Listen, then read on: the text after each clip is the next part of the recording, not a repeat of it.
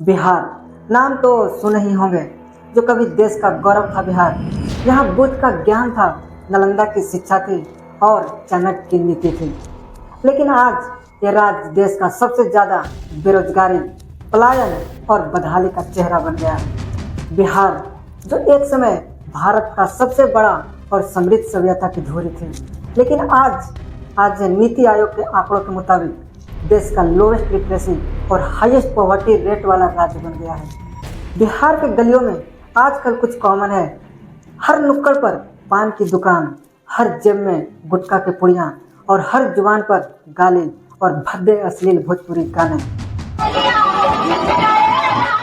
सवाल ये है कि ये बिहार के वही नौजवान हैं जो कभी क्रांतिकारी हुआ करते थे, लेकिन आज पान, गुटखा और अश्लीलता में डूब गया है। जिस राज्य में धौड़ी चाटने वाला गाना ट्रेंडिंग में जाता होगा, नीचता की हद है वो। कभी भोजपुरी में विद्यापति की कविता, लोकगीतों की मिठास और संस्कृति की आत्मा थी। लेकिन आज भोजपुरी कला नहीं, कलंक बन चुकी है, जहां हर लाइन में महिला शरीर का भद्दा वर्णन होता है। बहुत ही एम्बैरेसमेंट होता है, हर अंग के ऊपर गाना बजा के और कहीं भी से चला दे। कुछ भोजपुरी गाने के लिरिक्स तो इतने गंदे हैं कि जिन्हें आप पब्लिकली गा भी नहीं सकते। क्या यही संस्कृति है? क्या यही है जिस पर हमें गर्व होना चाहिए? अब शर्म के हद तो तब पार हो जाती है जब गांव के कुछ गवार सोच वाले लोग खुद पैसा इकट्ठा करके अश्लील सिंगरों और नचनिया को बुलाते हैं। लटक जाइबा राजा चोली में। और बच्चों और बुजुर्गों के सामने ये सिर्फ डांस प्रोग्राम नहीं है, ये समाज के सार्वजनिक बर्बादी का लाइव टेलीकास्ट है, जहां मंचों पर नंगा नाच होता है और दर्शकों में मासूम बच्चे तक ताली बजाते हैं। जिस बिहार की पहचान थी बुद्ध, महावीर और आर्यभट्ट, आज उस बिहार की पहचान बन रही है अश्लील गाने, डीजे और गुटखा। भोजपुरी सिर्फ एक भाषा नहीं थी, वो हमारी आत्मा थी, लेकिन हमने उसे मुनाफे का बाजार बना दिया, जहां न गायकों को शर्म है न श्रोताओं की सोच।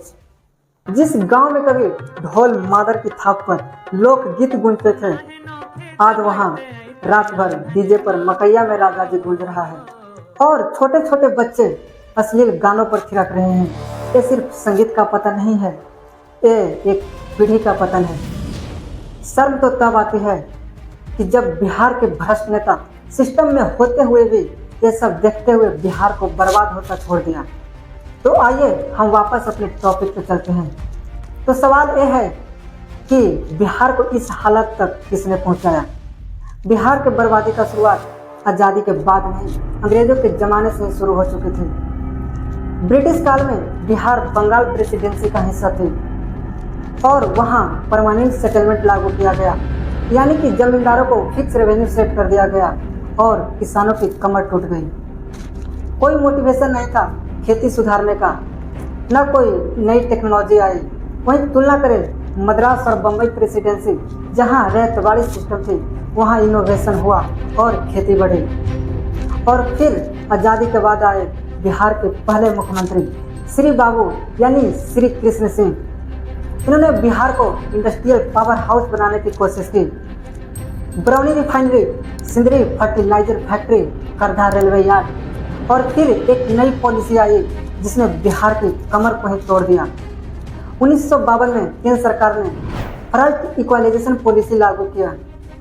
अब कंपनियों को कोई फर्क नहीं पड़ा कि कोयला बिहार में है या बंगाल में, सबको एक जैसा दाम देना था।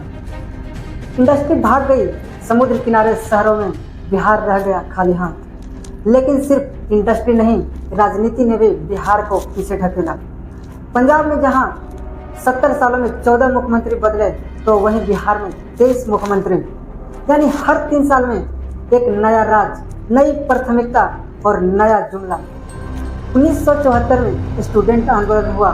शिक्षा, रोजगार और भेदभाव के खिलाफ जयप्रकाश नारायण ने इस आंदोलन को लीड किया, जो कि इंदिरा गांधी के इमरजेंसी तक जा पहुंचा था। यही आंदोलन से बिहार के 3 बड़े नेता निकलते हैं, लालू प्रसाद यादव, नीतीश कुमार और रामविलास पासवान। लेकिन आंदोलन से निकले लोग सत्ता में आते ही आदर्शों को भूल गए। 1990 में लालू यादव मुख्यमंत्री बने और नारा दिया विकास नहीं सम्मान चाहिए, और वो सत्ता में आते ही सब भूल गए। राजनीति को सम्मान की नहीं जाति के आग में झोंक दिया और नारा बना भूरे बालों को साफ करो, यानी राजनीति से स्वर्ण जातियों को साफ करो। 1990 से लेकर 2005 तक अपहरण इंडस्ट्री, मर्डर और रंगदारी चरम पर थी। पुलिस क्रिमिनल्स के गुलाम थे। तेजाब कांड, शहाबुद्दीन केस, जिसकी तार पाकिस्तान से भी जोड़ रहे थे, लेकिन ये सबको अनदेखा किया गया। 950 करोड़ का चारा घोटाला सिर्फ एक शुरुआत थी। बिहार के हर सरकारी दफ्तर एक करप्शन का हब बन चुका था। आरजेडी के नेताओं पर जमीनी घोटाले, मर्डर और अपहरण के केस थे, लेकिन इन सब पर कोई कार्रवाई नहीं। 2005 में नीतीश बाबू आए, जिन्हें सुशासन बाबू के नाम से भी जाना जाता है। फर्स्ट ट्रैक कोर्ट के जरिए हजारों केस का निपटान किया गया। किडनैपिंग में कमी आई, मर्डर घटे, लेकिन ये उम्मीद ज़्यादा दिन तक नहीं टिक पाई। नीतीश कुमार भी सत्ता के जोड़ तोड़ में फंसते चले गए। गठबंधन कभी बीजेपी के साथ, कभी कांग्रेस के साथ, तो कभी आरजेडी के साथ। सिर्फ कुर्सी बचाने की राजनीति, और बिहार का विकास वहीं रुक गया जहां लालू राज ने छोड़ा था। नीतीश कुमार ने कहा, गरीब हाईवे पर थोड़ी चलता है, लेकिन यही सोच ने बिहार को निवेश से बहुत दूर कर दिया। 2006 की सब्सिडी पॉलिसी स्कैम निकली, ना कंपनी आई न किसी को फायदा हुआ। बीजेपी ने बिहार में खुद को विकास का विकल्प बताया, लेकिन आज भी 20 साल के बाद ये सिर्फ मोदी के नाम पर वोट मांगती है। ना कोई स्थानीय बड़ा नेता, ना कोई ठोस एजेंडा। शिक्षा, स्वास्थ्य और रोजगार पर कोई ध्यान नहीं। बीजेपी की फोकस सिर्फ नारे तक सीमित रहा। बिहार में वो स्थिर विकल्प नहीं बन पाई, सिर्फ विपक्ष की आलोचना करती रही। अब आते हैं तेजस्वी यादव पर, जिन्हें कोई लालू यादव का बेटा कहता है तो कोई बिहार का भविष्य। तो आइए हम इनकी असलियत जानते हैं। तेजस्वी यादव 9th फेल हैं, बिना किसी राजनीतिक संघर्ष या विचारधारा का सीधे डिप्टी सीएम के कुर्सी पर पहुंच गए। न कोई प्रशासनिक अनुभव, न भाषण देने की क्षमता और न ही नीति निर्माण की समझ, सिर्फ जातिवादी वोट बैंक और परिवारवाद का सहारा। उनके समर्थक अक्सर उनके बचाव में कहते हैं कि मोदी जी भी कम पढ़े लिखे हैं, लेकिन ये तुलना खुद में एक मजाक है। मोदी जी ने बचपन में चाय बेची, जमीन से ऊपर उठे और दशकों तक संगठन में काम किया, और आज भी उनके भाषण, योजना और वैश्विक दृष्टिकोण की मिसाल दी जाती है। और कांग्रेस अब बिहार में न वो सत्ता में है, न विपक्ष में, और न ही जनता के जहन में।